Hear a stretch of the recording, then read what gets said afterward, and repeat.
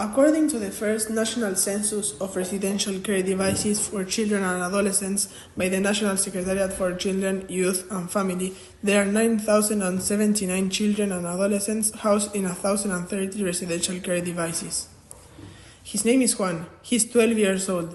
Since he was born, he has been living in a residential care home.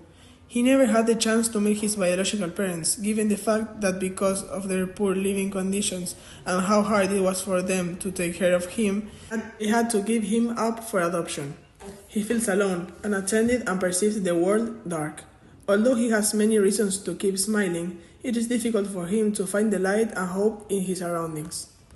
The children are not entirely in the residence. They have to share beds, and the mattresses are old and worn out. There's only one bathroom for a lot of kids, and often there's not enough hot water or electricity to cover even the most basic needs. Juan frequently feels the urge to have his own place, to be alone just a few hours, but in those conditions it's nearly impossible. He stares at the cracked walls, stained with traces of moisture.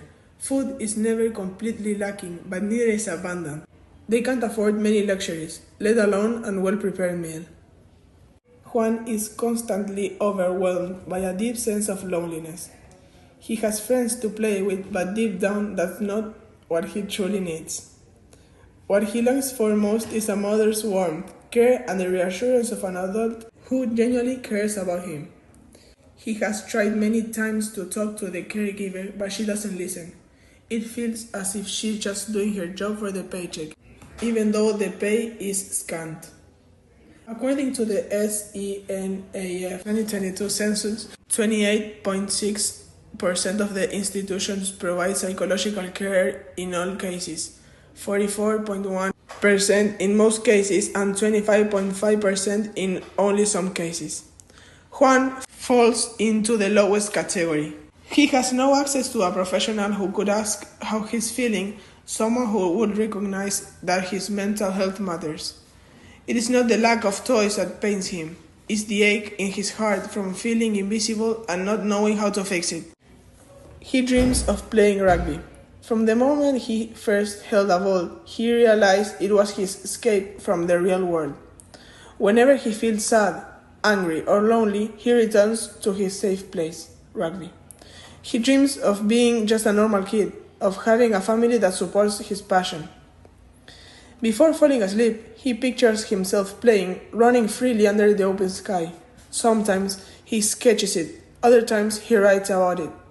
It comes naturally to him to put his feelings into words, but expressing them out loud, that's something that he struggles with. They go to school every day, but compared to other kids, their resources are scarce.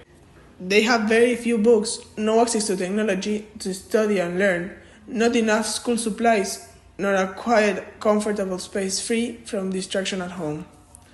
As the first national census on residential care facilities state, the educational infrastructure and access to learning resources within the facilities are highly limited. Orphanages in Argentina often struggle to provide the proper care that children deserve.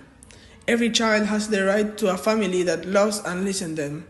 Imagine if one of those children, just trying to survive, were your own.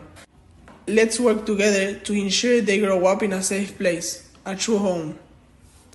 This story is inspired by real events and testimonies. However, it is important to acknowledge that not all residential care homes face those conditions. Many institutions lack essential resources in Argentina, which directly has an impact on the physical and emotional development of the children.